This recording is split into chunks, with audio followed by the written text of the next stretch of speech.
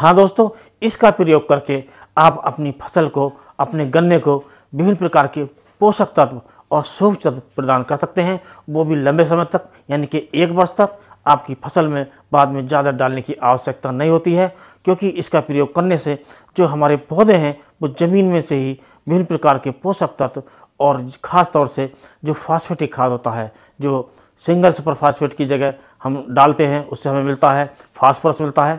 तो फास्फोरस विशेष प्रकार से हमारे पौधों को प्रदान करता है। इसके साथ साथ बोरॉन और जिंक भी हमारे पौधों को मिलती रहती है और हमारी फसल शानदार होती है। और आज इस बारे में जानेंगे ये क्या है और इसका प्रयोग हमें कैसे करना चाहिए, ये काम कैसे करता है और इसके डालने से हमें क्या लाभ होता है और क्या फ़ायदा होता है, इसका प्रयोग हम कब कर सकते हैं, कैसे कर सकते हैं, कितनी मात्रा में कर सकते हैं और इसका रेट क्या होता है, इसकी कॉस्ट प्रति एकड़ क्या आएगी, इसके बारे में आज आपको बताएंगे। तो शुरू करने से पहले आपसे अनुरोध करेंगे, यदि आप चैनल पर नए हैं तो चैनल को अभी सब्सक्राइब कर लें, क्योंकि ऐसे वीडियो चैनल पर और आने वाले हैं। यदि आप पहले ही कर चुके हैं तो दोस्तों वीडियो को लाइक करके दूसरे किसान दोस्तों में शेयर कीजिए। तो दोस्तों, जो माइकोराइज़ा होती है एक विशेष प्रकार की फफूंद है, अर्थात फंगस है, और ये हमारे लिए काफ़ी लाभदायक है। हमारी फसलों में ये बहुत लाभकारी होती है और इसके प्रयोग करने से हमारे पौधों को फास्फोरस मिलता रहता है, जिंक मिलती रहती है, बोरॉन मिलता है और कई पोषक तत्व मिलते रहते हैं। इसके साथ साथ विभिन्न प्रकार के जो फफूंदी जनित रोग होते हैं, फंगस के रोग होते हैं, उनसे भी हमारी फसल की रक्षा होती है। तो आप इसका प्रयोग कर सकते हैं। और ये जो माइकोराइज़ा होता है ये काम कैसे करता है? तो दोस्तों, जब इसका प्रयोग हम अपनी फसल में करते हैं तो ये जड़ों के संपर्क में आ जाता है, और जब जड़ों के संपर्क में आता है तब ये काम शुरू करता है। अब दोस्तों, ये पौधों की जड़ें होती हैं वो सीमित क्षेत्र में होती हैं, और जहाँ तक हमारी गन्ने की जड़ें जाती हैं वहीं तक हमारे पौधे पोषक तत्वों को, पानी को, नमी को और खींच सकते हैं। लेकिन ये माइकोराइज़ा होता है, जड़ों के संपर्क में आके इसका विकास हो जाता है, ये दूर तक पहुँच जाता है और दूर से भी जो विभिन्न प्रकार के पोषक तत्व पड़े रहते हैं या पानी की मात्रा होती है उसे खींच लेते हैं और हमारे पौधों को देते हैं।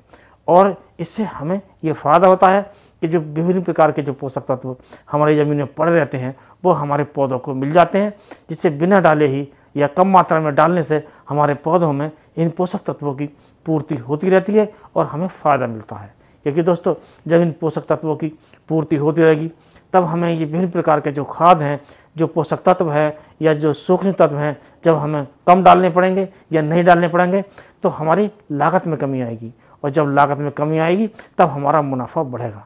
तब इसका आप प्रयोग करके ये मुनाफा कमा सकते हैं। तो दोस्तों, बात करते हैं कि इसकी मात्रा कितनी प्रयोग करती है। तो दोस्तों, इसकी जो मात्रा आपको प्रयोग करनी है 4 से 5 किलोग्राम प्रति एकड़ के हिसाब से करनी है।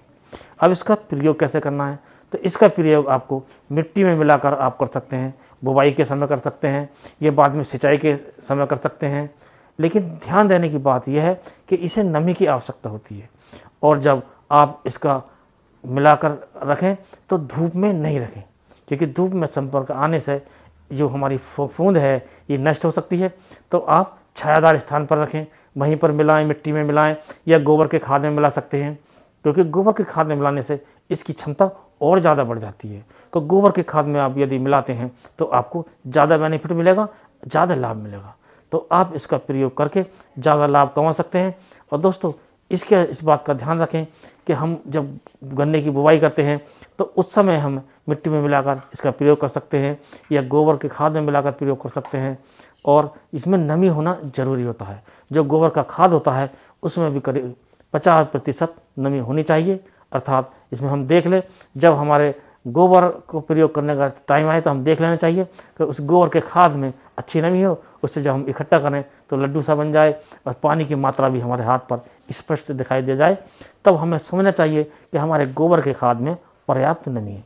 यदि नमी कमी है तब आप उसमें पानी भी छिड़क सकते हैं। आप इस प्रकार प्रयोग करके इस माइकोराइज़ा से अच्छा लाभ कमा सकते हैं, क्योंकि दोस्तों, ये जो खाद है एक प्रकार का ये फफूंदी है और ये हमारे फसलों को काफ़ी लाभ दे सकता है। और गन्ना क्या, आप दूसरी फसलों में भी काम कर सकते हैं और इसका प्रयोग विभिन्न प्रकार की फसलों में करके आप ज़्यादा लाभ कमा सकते हैं। तो दोस्तों, आज की वीडियो पर इतना ही। अगले वीडियो में कोई नया टॉपिक लेकर फिर मिलते हैं। तब तक के लिए नमस्कार।